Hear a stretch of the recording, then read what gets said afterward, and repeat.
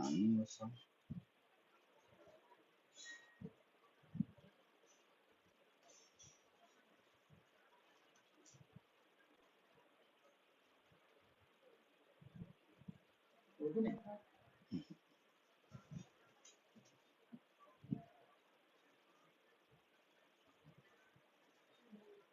वैसा वैसा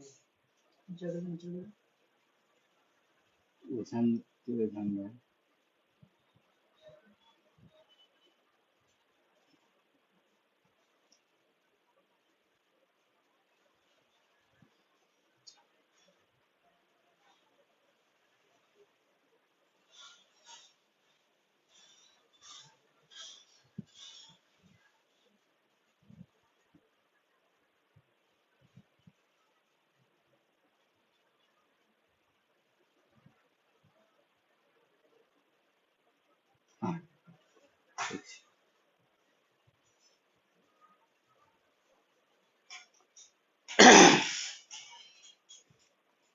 अस्सलाम वालेकुम, आदाब दोस्तों। माजरत खा हूँ, थोड़ा सा लेट हो गया। आ, ये इंटरनेट और लैपटॉप के सेटिंग में थोड़ा सा वक्त पर नहीं आ पाया।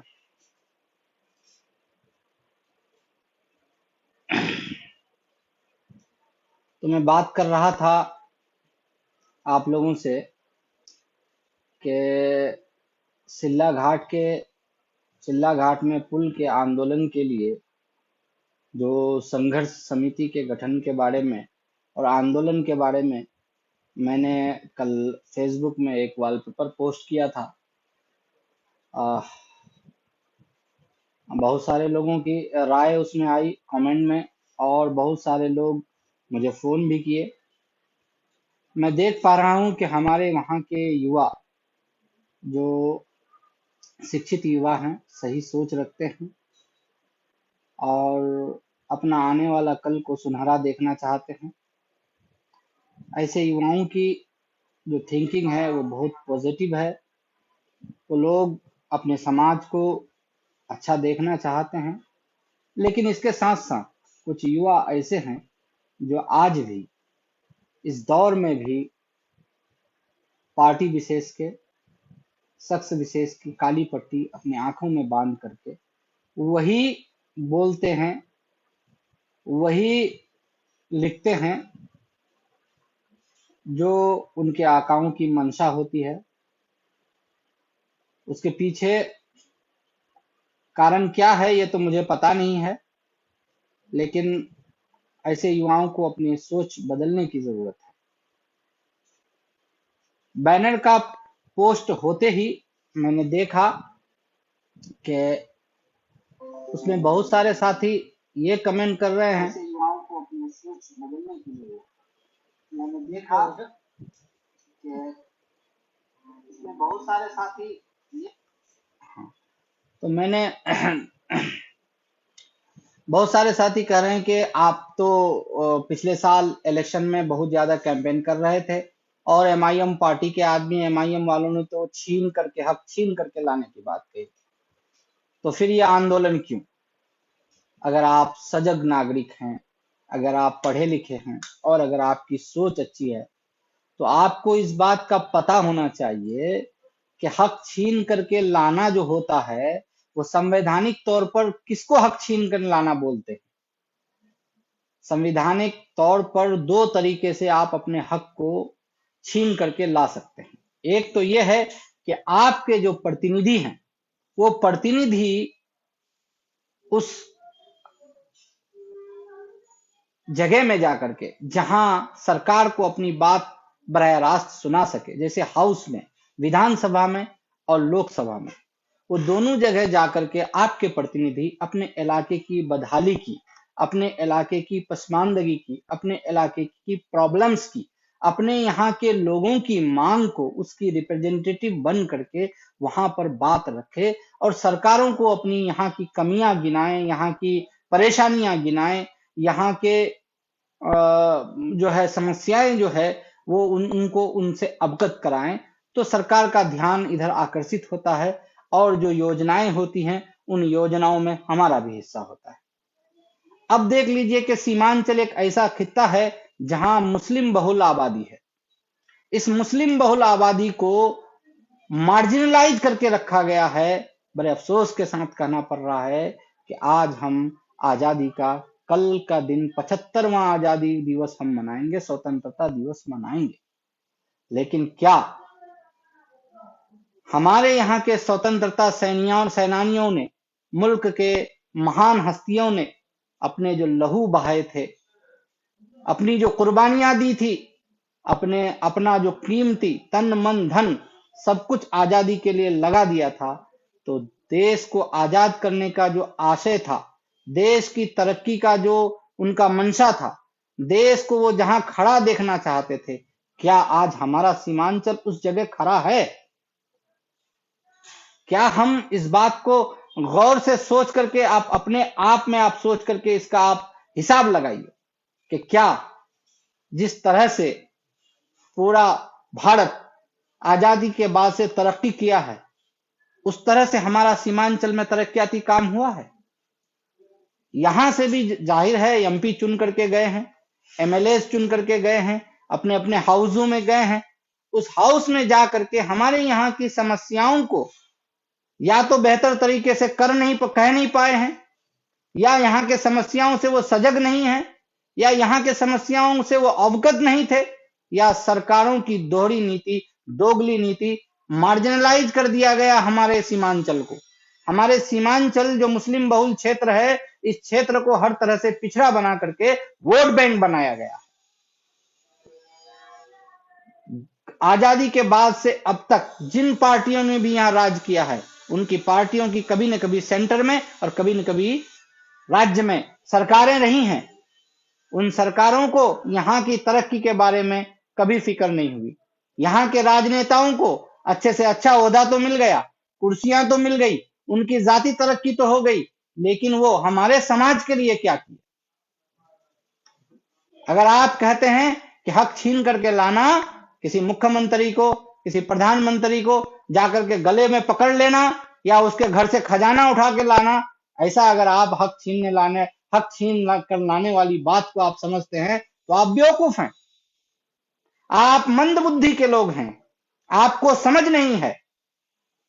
संवैधानिक तौर पर अपने हक को छीन करके लाने की जो बात कही जाती है, वो संवैधानिक अधिकारों के तहत रह करके अपने हक की बात कही जाती है। अगर हाउस में रह करके आप अपनी बात कह रहे हैं और आपकी बात नहीं सुनी जाती है, तो फिर आपके प्रतिनिधि जनता को लेकर के आक्रोशित रूप में, हमारा हक है, संविधान ने हमें हक दिया है, हमें ये कहा गया है कि अगर तुम्हारी बात सरकार न सुने तो तुम सड़कों पर उतरो, तुम एहतजाज करो। एहतजाज का हक हमें संविधान ने दिया है, और इसी एहतजाज के हक को अगर हम सड़कों पर लाते हैं, अपने इस पहचान को, अपने इस हक को सरकार के सामने रखते हैं, इसी को छीनना कहते हैं। आप क्या छिनताई करने की बात को समझ रहे हैं? आप गलत हैं। आप अपनी सोच को बदलिए। अपने इलाके की अगर तरक्की चाहते हैं, तो किसी नेता विशेष, किसी पार्टी विशेष की जो पट्टी आपके आंखों में बंधी हुई है, वो पट्टी को आप खोलिए। आप देखेंगे, आप पाएंगे कि आप सही कर रहे हैं, और आपका समाज, आपका इलाका, आपका जो क्षेत्र है, उसमें आपको तरक्की मिलेगी।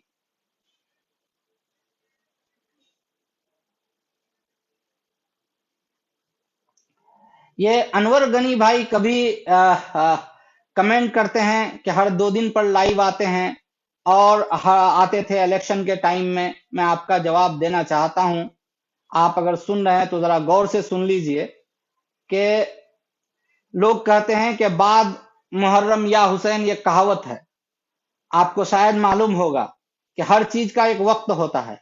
इलेक्शन के टाइम में जो उस वक्त का प्रतिनिधि होता है, जिनके ऊपर वहां की जिम्मेदारियां होती है, उनके खामियों को गिनाया जाता है, और अपने आने वाले वक्त में हम क्या करते हैं, इसका मैनिफेस्टो बताया जाता है। ये संविधानिक रूप में इलेक्शन के टाइम में, चुनाव के टाइम में ऐसा किया जाता है। आप हमेशा फेसबुक में लिखते रहते हैं सिमलवाड़ी पुल का क्या हुआ, तो आपको बता दें कि सिमलवाड़ी पुल के लिए राहुल गांधी की मौजूदगी में हलालपुर में यह वादा किया गया था कि 2015 का चुनाव अगर कांग्रेस अमौर विधानसभा से जीतती है तो सिमलवाड़ी में पुल बना दिया जाएगा। इस वादे को हमने बार बार कहा कि राहुल गांधी ने आकर के यहां पर कहा था कि हम सिमलवाड़ी में पुल देंगे, और वो 5 साल बीत गया। उस 5 साल के अंदर में 20 या 21 महीने हमारे वहां के विधायक मंत्री पद पर भी रहे, उसके बावजूद भी वो काम नहीं करा सके। तो वो खामियां गिनाना हमारी जिम्मेदारी थी, लोगों को बताना जिम्मेदारी थी कि कांग्रेस के जो लोग हैं वो आपसे जो वादा करते हैं वो वादा सिर्फ और सिर्फ झूठा है, वो वादे में कभी वो खड़ा नहीं उतरे। अब हमारी जो जिम्मेदारी है, हम अपनी जिम्मेदारी, अपना काम हम ईमानदारी से कर रहे हैं। हमारा जो संवैधानिक अधिकार दिया गया है, हमारे हाउस के अंदर में हमारे जो नेता हैं जनाब अख्तरुल ईमान साहब सदर बिहार मजलिस, एमएलए अमौर, गांव के नाम ले लेकर के, सड़कों का नाम ले लेकर के, नदी कटाव के जगहों का नाम ले लेकर के, ब्लॉक का नाम लेकर के, हर जगह का कस्टमाइज नाम ले लेकर के वो सरकार को आईना दिखा रहे हैं। और हम बिहार सरकार की इस दोगली नीति का हमेशा विरोध करते रहे हैं, करते रहेंगे कि उन्होंने धोखाधड़ी की है, उन्होंने सीमांचल को धोखा दिया है। कुछ लोग कहते हैं खाड़ी पुल नहीं बना, आप महानंदा पुल की बात कर रहे हैं, सिल्ला घाट की पुल की बात कर रहे हैं। मैं आपसे कहना चाहता हूं कि क्या अगर मैं सिल्ला घाट में पुल बनने का समर्थन कर रहा हूं तो क्या खाड़ी घाट में पुल बनने का विरोध कर रहा हूं? आपको अगर नहीं पता है, आप इसी फेसबुक में हमारा कमेंट करते हैं, आप इसी फेसबुक में अगर हमारा पोस्ट देखेंगे, हमारे टाइमलाइन को देखेंगे, तो खाड़ी पुल के बारे में हमारे पास 8 से 10 हमारा पोस्ट होगा। आप देखिए, जरा गौर कीजिए, आप अपने जहन को तेज कीजिए, आप देखिए कि हम क्या कर रहे हैं। जब तक हमारे शुरू से आखिर की कारकर्दगी को नहीं देखेंगे तो आप धोखे के चक्कर में आप अपना कीमती समय बर्बाद कर रहे होते हैं। मैं तो कहूंगा, आप, अच्छी बात है आप सवाल करते हैं, आप सवाल करते हैं, बड़ी अच्छी बात है। आपके सवालों से हमें बल मिलता है। हमारी पार्टी सवालों से घबराती नहीं है, हम लोग सवालों से नहीं घबराते हैं। हम हमेशा आपके सवालों का जवाब देने के लिए सामने सामने खड़े रहते हैं। हम काम करके दिखाना चाहते हैं। जो काम 30 सालों से, 35 सालों से नहीं हो सका, क्या आपने 5 साल का हमें वक्त दिया और वो 5 साल भी हमारा पूरा नहीं हो पाया है, तो क्या अलाउद्दीन का कोई चिराग हमको आपने दे दिया कि हमने घस लिया और हमने वो काम कर दिया? आप देखिए, काम के लिए हम अग्रसर हैं कि नहीं है, हालात के लिए हम सवाल कर रहे हैं कि नहीं कर रहे हैं। अगर हम सवाल कर रहे हैं और हमारा नहीं सुना जा रहा है तो मतलब है कि आप और हमारे साथ सौतेलापन हो रहा है। अगर ये सौतेलापन का जवाब देना है तो सिर्फ और सिर्फ आपका प्रतिनिधि नहीं दे सकता है, आपके प्रतिनिधि के साथ आपको सड़कों पर आना होगा। हमारे सीमांचल के कई ऐसे मसले हैं जो इंडिविजुअली सॉल्व नहीं किया जा सकता है। मैं हमेशा इस बात का उठाया हूं कि हमारा जो सीमांचल में, जो खास करके किशनगंज लोकसभा क्षेत्र है, वो सबसे ज्यादा बदहाल क्षेत्र है। हम हमेशा शिकायत किए हैं कि हमारे यहाँ के एमएलए और हमारे यहाँ के एमपी के साथ सही से ट्यूनिंग नहीं है। वो एक दूसरे को एक मंच पर बैठ करके बात नहीं करते हैं, हमेशा से एक दूसरे को अपना मुखालिफ समझते हैं। जबकि वहीं की जनता ने किसी को छोटे पैमाने पर, किसी को बड़े पैमाने पर जिम्मेदारियां दी हैं। उनको अपनी अपनी जिम्मेदारियां सही ढंग से निभानी चाहिए। और अगर किसी छोटे को बड़े को साथ लेकर के कोई बड़ा काम करने की जरूरत हो, या किसी छोटे को बड़े के साथ रह करके कोई बड़ा काम करने, कोई तरक्याती काम करने की जरूरत हो, तो मैं ये समझता हूं कि किसी को पार्टी समझ करके या किसी पार्टी को वो अपना मुखालिफ समझ करके इस मुद्दे पर बात नहीं करनी चाहिए, बल्कि इस मुद्दे पर बात इस तरह से करनी चाहिए कि हमारे इलाके के मसले कैसे हल हो जाएं। जैसे एक ज्वलंत मुद्दा हमारे यहाँ है एएमयू का मुद्दा। अब एएमयू का मुद्दा में किसी एक एमएलए की बस की बात ये नहीं है। हमारे इलाके के सारे राजनेताओं को इस एएमयू के मुद्दे पर जम करके बोलना चाहिए, जम करके आवाज उठानी चाहिए, जम करके हाउस में अपना चिल्लाना चाहिए, सरकारों के कानों को आवाज पहुंचाना चाहिए, हाउसों में इसके लिए आवाज गूंजनी चाहिए, क्योंकि ये एक इदारा ऐसा इदारा है जहां से सीमांचल को जो जो मेन उसकी जरूरत है, जो तालीमी पिछड़ापन है, वो इससे दूर होगा। दूसरी चीजें हैं कि महानंदा बेसिन प्रोजेक्ट के लिए आप देख रहे होंगे कि ये कितने सालों से ये मामला लटका हुआ है। 43 साल हो गया, 43 साल पुराना मामला है। उसके बारे में कई बार फंड्स रिलीज हुए हैं। हाँ, वर्ल्ड बैंक ने 2000 करोड़ रुपया का अनुदान दिया 2017 में। कहां गए वो पैसे? अगर वो पैसे हमारे यहाँ सही ढंग से सारे यहाँ के सीमांचल के जो प्रतिनिधि हैं वो एक जगह बैठ करके अगर सरकार को एकजुट होकर के, चाहे किसी भी पार्टी के नेता हों, अगर सब एकजुट होकर के वो देते, तो मैं समझता हूं कि इसका कुछ ना कुछ हल होता। क्यों हल नहीं है? लोग इस डर से नहीं करने दे रहे हैं। अब जमीन अधिग्रहण का मसला आता है, लोग ये सोचते हैं कि अगर हमारी जो जमीन है वो अगर हम वहां पर महानंदा बेसिन प्रोजेक्ट बनने देंगे तो हमारा घर उजड़ जाएगा। लोगों को समझ, इसका अल्टीमेट हल क्या है, इस पर बैठ करके सरकार और प्रतिनिधियों के बीच में बात होनी चाहिए। अगर ऐसा नहीं हो पाता है और अगर समाज के लोग अब उब गए हैं, बदल बदल करके उब गए हैं, कांग्रेस के साथ रह करके इतने साल कांग्रेस से उब गए, कांग्रेस नकारा निकल गई, कांग्रेस ने कोई काम नहीं किया, फिर आरजेडी का साथ दिया, आरजेडी खुद घोटालाबाजी करके जेल के अंदर में चला गया, आरजेडी का सुप्रीमो।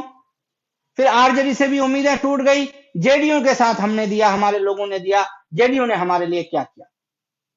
फिर अब हमारे लोगों ने एक उम्मीद जताई है कि अगर इन लोगों से कुछ नहीं हुआ तो हमारी जो खुली आवाज है, जो सरकारों के साथ खोल करके बात कर सकती है, वो ऐसी पार्टी है, सरकार की आंखों में आंखें डाल करके बात कर सकती है, वो पार्टी है मजलिस इत्तेहादुल मुस्लिमीन।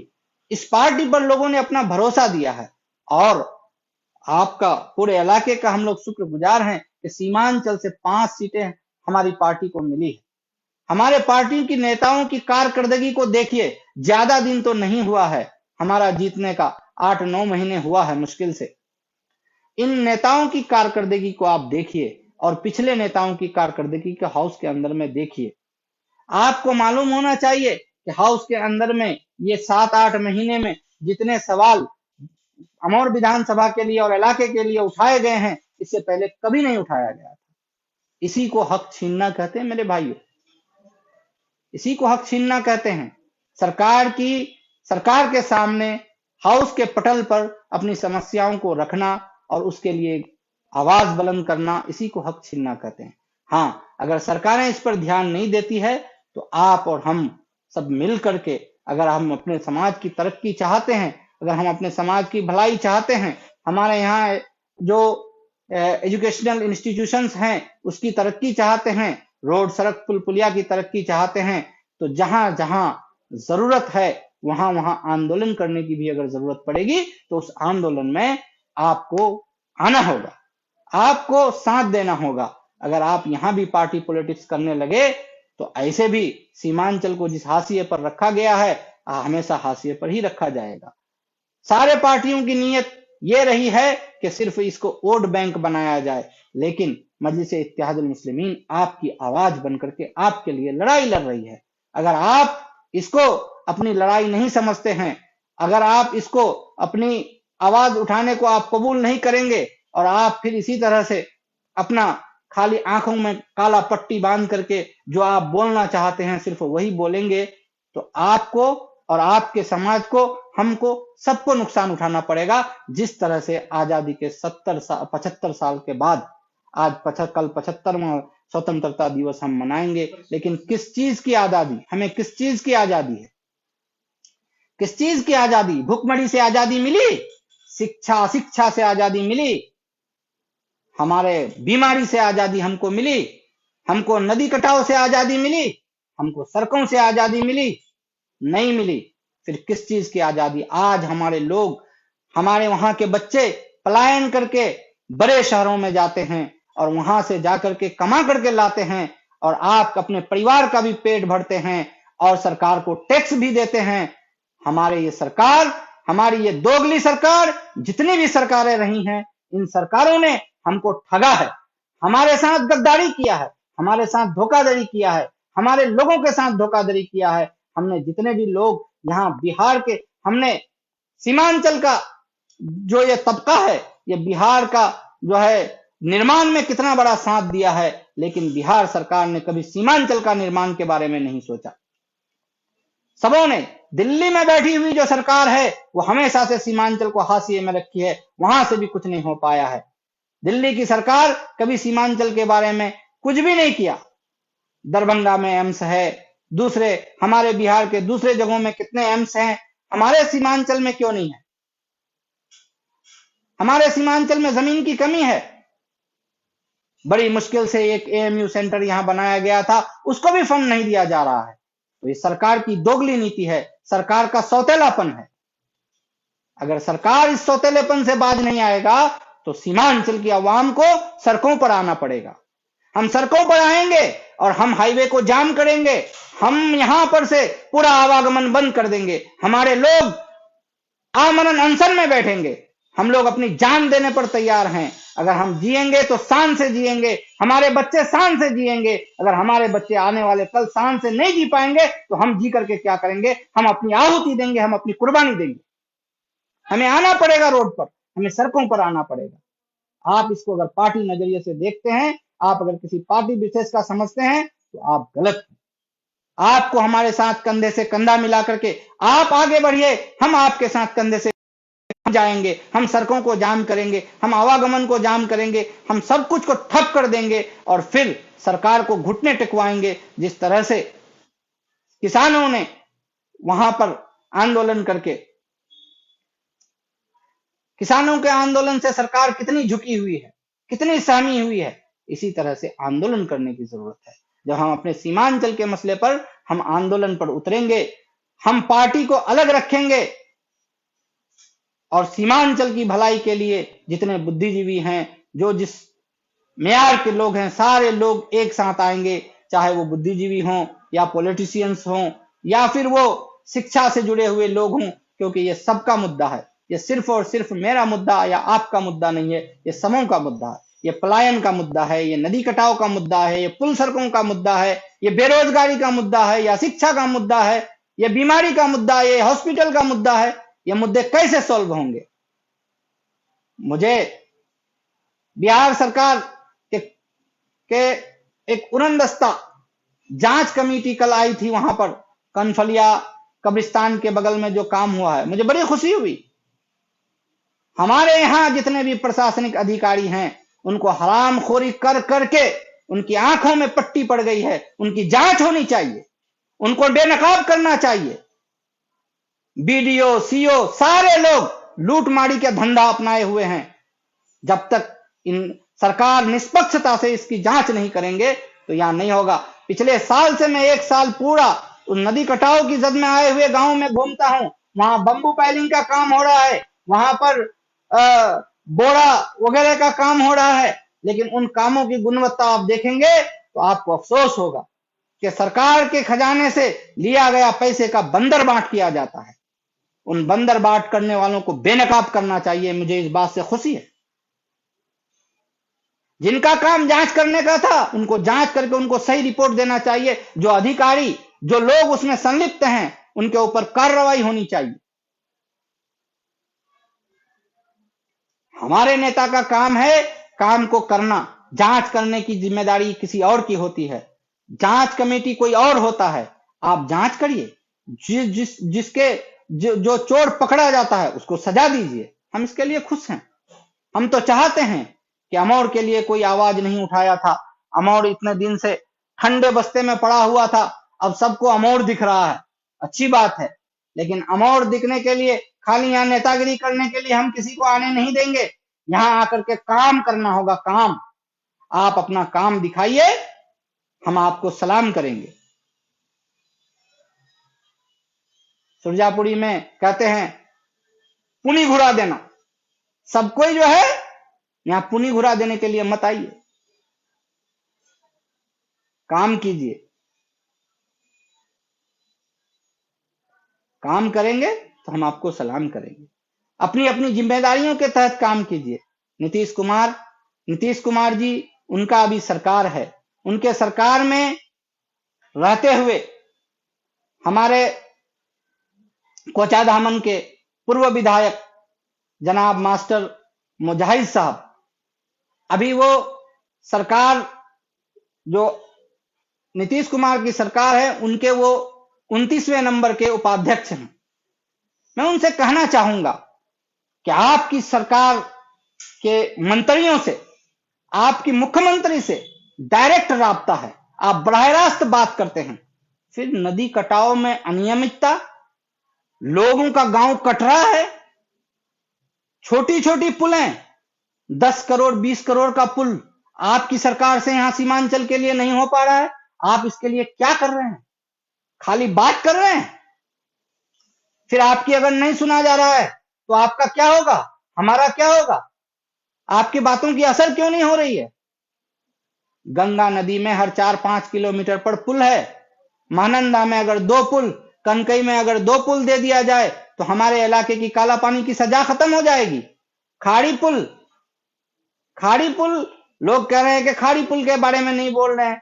खाड़ी पुल के बारे में कई बार पुल निर्माण मंत्री, पुल निर्माण विभाग से हमारे अमोर विधायक श्री अख्तरुल ईमान साहब मिल चुके हैं, आश्वासन मिला है, उसका डीपीआर तैयार हुआ है। अब उसका नए तरीके से टेंडर होगा और फिर नए तरीके से टेंडर होकर के जो बचत का काम, नदी चूंकि पूरब पार आ गई है, इस नदी के बाद ये पाया बनना, उसका वो टेंडर होना, उसके टेंडर होने के बाद काम शुरू होगा। इसमें लगे हुए हैं। आप कारकर्दगी को देखेंगे तब। पुल बनाना कोई जादू का काम है, उसका एक प्रोसेस है। उस प्रोसेस के तहत अगर आपका नेता काम नहीं कर रहा है तो आपको सवाल करना जायज है। हर हाल में आपका सवाल करना जायज है। हम आपके सवाल से न घबरा रहे हैं न तंग आ रहे हैं। आप जरूर सवाल पूछिए, लेकिन हमारे जवाब से भी तो संतुष्ट होइए। हम आपको जवाब देते हैं तो आपको जवाब पसंद नहीं है। आपको 30 साल से कोई काम नहीं हुआ तो आपको पसंद था, आपको 3 महीने में काम चाहिए। ऐसा नहीं होता है। अगर आप सवाल करने की समझ रखते हैं तो जवाब सुन करके उसको समझने की भी ताकत रखिए। खाली सवाल करना मर्दानगी नहीं है, सवालों के जवाब को सहजता से सुनना भी मर्दानगी है। आप समझिए बात को।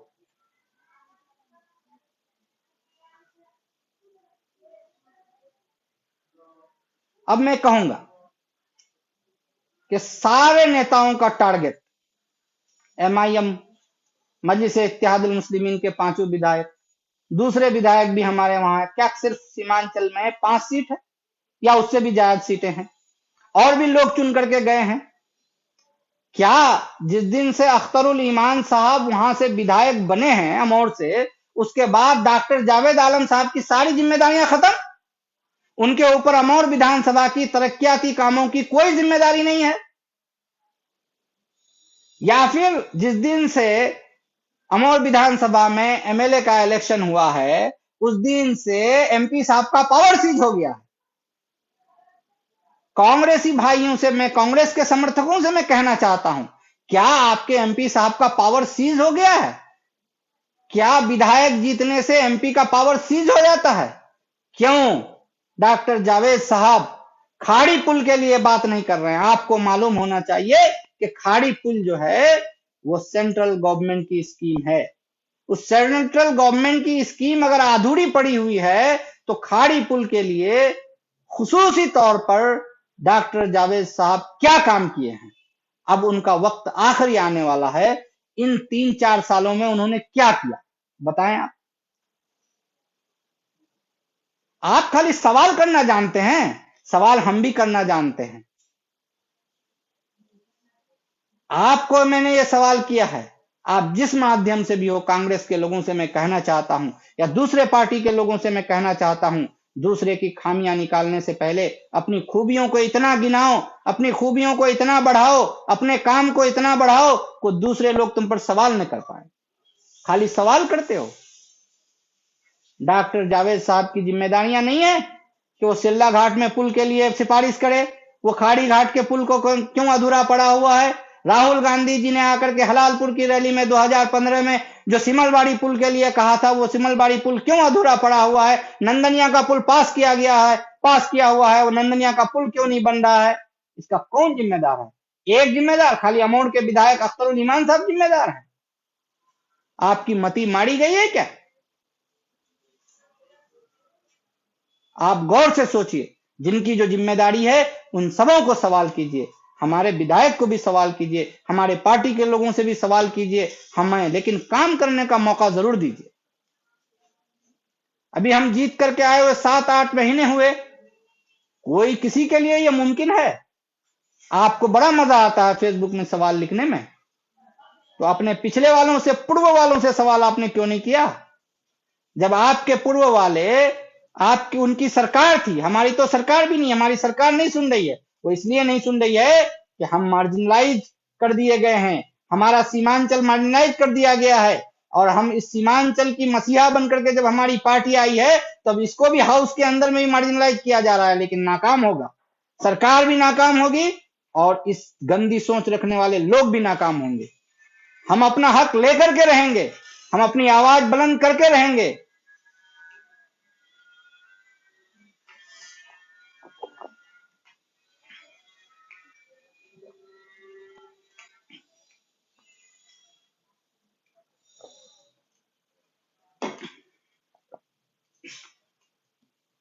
दोस्तों,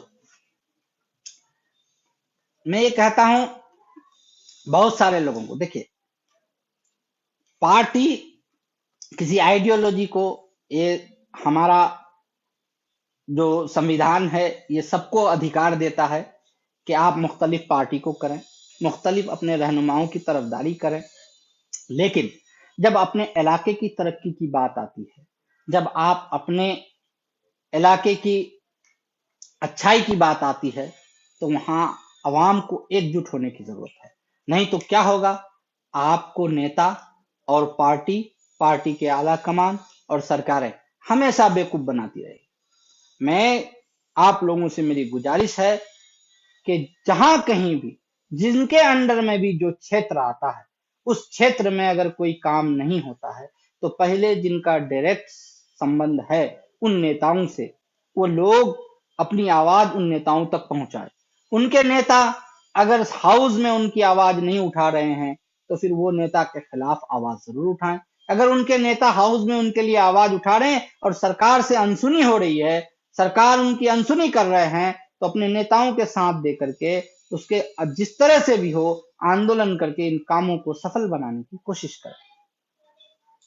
जिस तरह से हमारे नदी कटाव का एक अहम मुद्दा है, महानंदा बेसिन का एक मुद्दा है, दूसरा आपका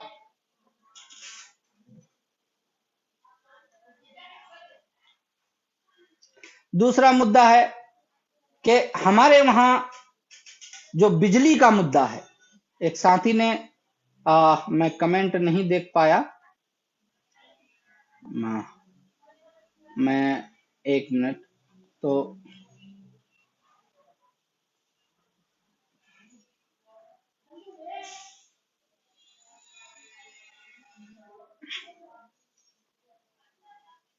बिजली का मुद्दा भी हमारे वहां बड़ा दयनीय है स्थिति बिजली की।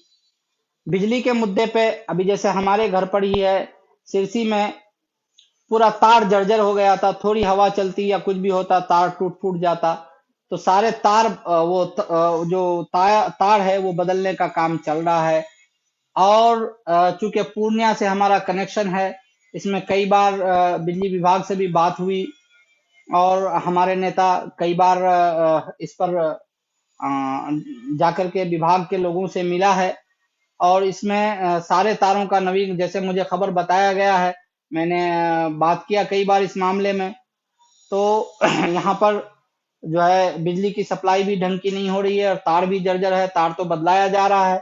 मैं गुजारिश करता हूं हमारे विधायक श्री अख्तरुल ईमान साहब से कि बिजली के मसले को जितना जल्दी हो सके इस पर ध्यान दे करके इसकी दुरुस्तगी जरूरी है, क्योंकि लोग बहुत ज्यादा परेशान हैं बिजली के वजह से। कहीं कहीं तो ऐसा भी होता है कि मोबाइल तक चार्ज नहीं हो पाता है। तो इसमें लापरवाही जो है बिजली विभाग की बहुत ज्यादा है। असल में क्या है कि लोग यहाँ काम करना नहीं चाहते हैं, और बहुत ज्यादा यहाँ पर बिजली की समस्याओं पर लोग जो है बात कर रहे हैं आजकल। इसमें बिजली की समस्या में जब तक के कोई नजदीकी, इसलिए पूर्णिया से जो कनेक्शन है, वो कनेक्शन को जब तक के कोई नजदीकी पावर हाउस से नहीं जोड़ा जाएगा, तो ये समस्या इतनी जल्दी ठीक होने वाली नहीं है। इंशाअल्लाहुल अजीज, हमारी कोशिश हमेशा रही है कि ये तीन चार कामों में, जैसे कि नदी कटाव का मसला है, बिजली का मसला है, और पुल पुलिया का मसला है, और शिक्षा का मसला है, इन मसले पर हमारे विधायक हमेशा एक तवानाई के साथ बात कर रहे हैं। इंशाअल्लाह थोड़े वक्त के बाद बदलाव जरूर नजर आएगा। कई जगह में जो ट्रांसफार्मर्स बहुत या तो पुराने थे या छोटे थे, उसको सिफारिश जब भी की गई है तो वो बदलाया गया है। जैसे आप मंझोक पंचायत का है, वहां पर बदलाया गया, और कई ऐसी जगहों में बदलाया गया। मेरे पास लिस्ट नहीं है, नहीं तो मैं आपको बताता। और दूसरी है कि अभी देखिए स्कूल टोला बासोल में, जहां पर इतने सालों से वहां पर बिजली नहीं गई। हमारे यहाँ बिजली आके कितने साल हो गए, लेकिन वहां पर अभी लोग बिजली से महरूम थे। 50-60 घर थे जो महानंदा के कटाव के जद में आकर के काशीबाड़ी से भाग करके बासोल टोला गए थे।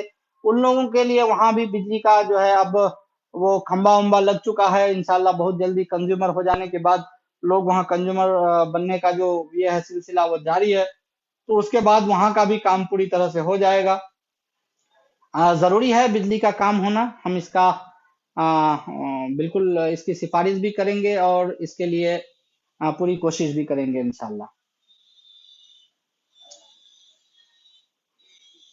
और हम अपने नौजवानों से कहना चाहते हैं कि जहां कहीं भी जो समस्याएं हैं, उन समस्याओं को हमारे जो नेता हैं उनके सामने आना चाहिए।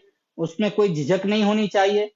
हम हर सारे लोगों से, दूसरे पार्टी के जो समर्थक रहे हैं, उन लोगों से भी कहना चाहता हूं कि जो जेन्युइन समस्याएं हैं, उन समस्याओं को लिखित रूप में आप अपने नेता को दीजिए। आप इलेक्शन के टाइम में कोई भी पार्टी किए रहेंगे, किसी भी नेता का समर्थन किए होंगे, लेकिन जो आज जीता हुआ नेता है, वही आपका असल में नेता है। काम उन्हीं से होना है।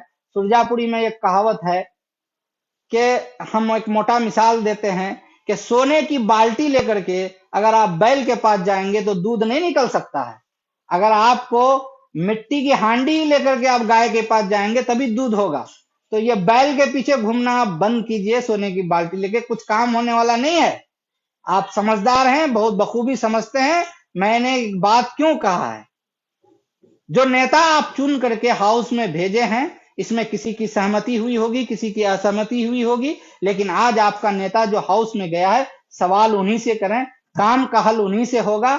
ये बेकार के जो है ना, ये जो बैल घूमते हैं ना, इनसे कोई काम होने वाला नहीं है।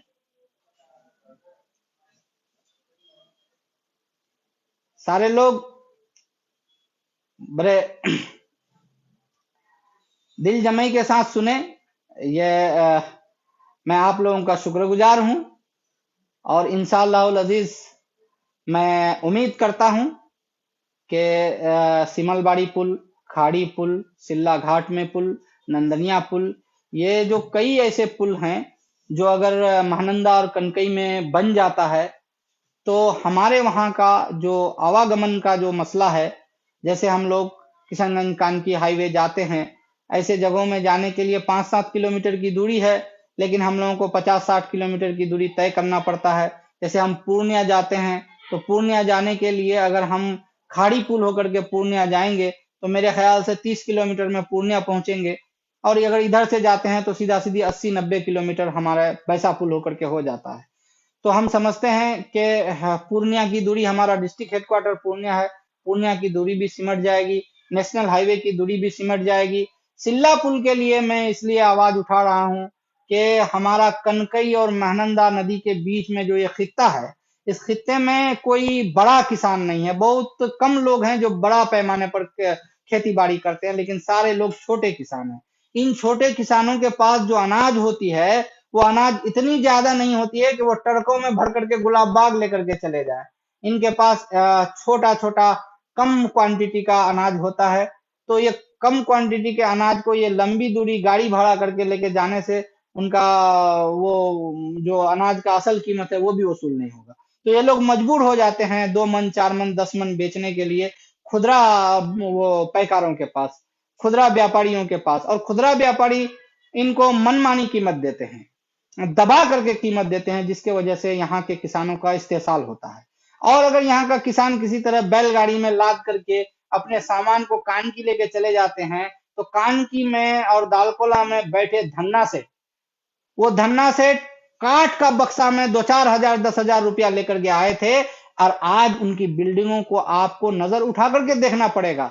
वो धन्ना सेठ यहाँ के किसानों के पैसे से, यहाँ के किसानों का इस्तेसाल कर करके वो इतना मालदार बना है।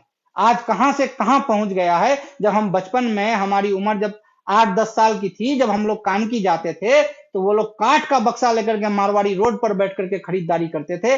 और आज मारवाड़ियों के पास 5-5 10-10 मंजिला बिल्डिंगें हैं और बड़ी बड़ी फैक्ट्रियां उन्होंने खोल रखी है, जहां से पूरा माल उन्होंने कमाया है, हमको लूट करके कमाया है। तो कान की दालकोला जैसे बंगाल के जो मार्केटों में हमें अच्छी रेट मिलनी होती है, उन रेटों के लिए जब हम अपना सब्जी या फल या जो कुछ भी हमारा अनाज लेकर के जाते हैं, तो जब नदी की मशक्कत उठा करके उस पार जाते हैं और वहां वो लोग मनमाना कीमत लगाते हैं, और अगर हमारे मन मुआफिक कीमत ना भी मिले, तो हम लोगों को मजबूरन अपना सामान बेचना पड़ता है। और अगर आपको किसी पेशेंट को लेकर के सिलीगुड़ी जाना पड़ेगा, तो आप अगर ऐसा मस्तान चौक होकर के घूम करके मुजावाड़ी पुल होकर के जाएंगे, तो आपको कितना मशक्कत करना पड़ता है और कितनी परेशानी होती है। वहीं अगर सिल्ला घाट में पुल हो जाता है, तो आप हाईवे में जाते हैं और हाईवे से सीधा निकल जाते हैं। हमने कई बार देखा है कि जब हम बागडोगरा से हम जब कानकी आते हैं, तो 1000 रुपए में या बस का किराया 50-60-100 रुपए में हम कानकी पहुंच जाते हैं। लेकिन कानकिया किशनगंज पहुंचते हैं, लेकिन किशनगंज से हमारा घर आने के लिए गाड़ी भाड़ा करेंगे तो 2000-3000 लोग पूछते हैं। इस तरह हमारे लोगों की पैसे की बर्बादी होती है।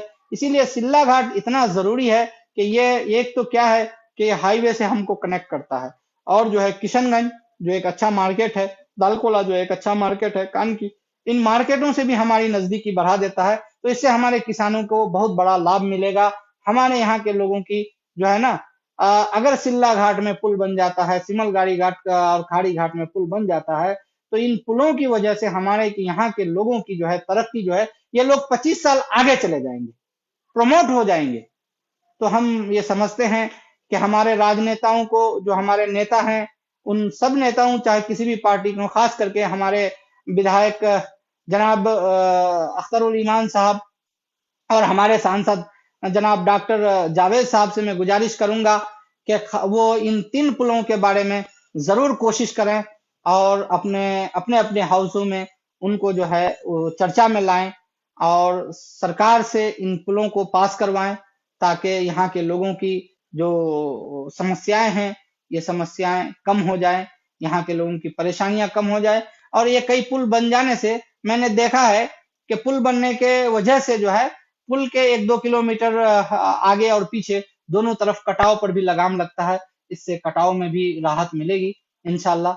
शुक्रिया दोस्तों, इंशाल्लाह फिर मिलेंगे, जल्द मिलेंगे। खास करके इन सिल्ला घाट के पुल के लिए मेरा मकसद है कि मैं हम लोग एक मिलजुल करके पूरे लोग, ये जो 12-13 पंचायत के लोग हैं, इनमें से जो मुतहर्रिक लोग हैं, जो लोग तरक्की पसंद लोग हैं, जो बुद्धिजीवी लोग हैं, इन लोगों से मेरी गुजारिश है कि आप सब एक प्लेटफॉर्म पर आएं। और हम चाहते हैं कि सबके मशवरे से एक कमेटी बने, और उस कमेटी में हम लोग जो है पुल के लिए, इन पुलों के लिए मांग करें सरकार से। और जब कभी अगर आंदोलन की जरूरत हो, जब कभी सरकार से सवाल करने की जरूरत हो, तो इंशाल्लाह हम जो है कमर बस्ता तैयार रहें। मुझे उम्मीद है कि आप लोगों का साथ भरपूर मिलेगा। शुक्रिया दोस्तों, अस्सलाम वालेकुम।